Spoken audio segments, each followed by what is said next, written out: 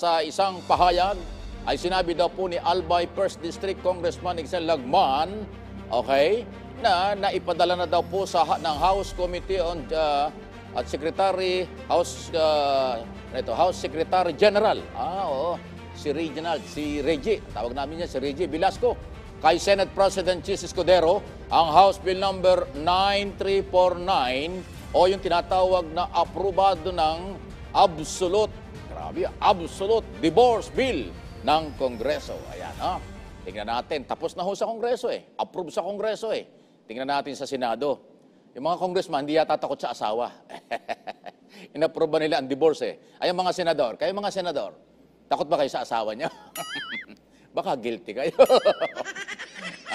Yan ho yung pagkakataon na baka ma-divorce kayo ng asawa niyo kung kayo may ginagawang kalokohan. Pero sa Kongreso approve So, ibig sabihin, wala silang sabit. Hindi ko naman sinasabi yung mga senador meron. Inaabangan lang natin.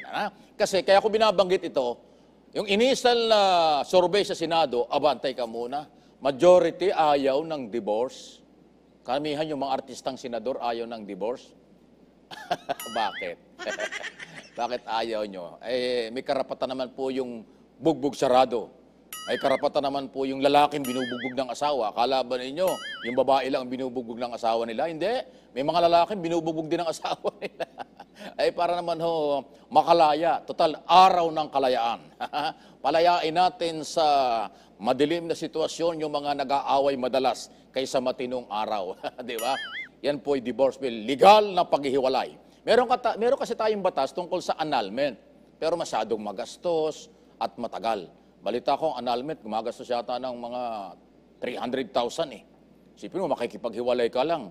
Gagastos ka pa ng 300,000. Ay, ang divorce bill, hindi aabot ng ganun. Basta nagkasundo yung mag-asawa na maghiwalay sila, mabilis at hindi magastos. Ayun pong annulment Baka after 2 months na nagtatrial, biglang sabi nung isa, hindi, magsama na ulit tayo. Ay, tapos na. O, di sama ulit. Nagastusan lang. Ganong katagal ang annulment kumpara sa divorce na proposed bill. Ayan, sige. Para lang sa inyong kaalaman yon.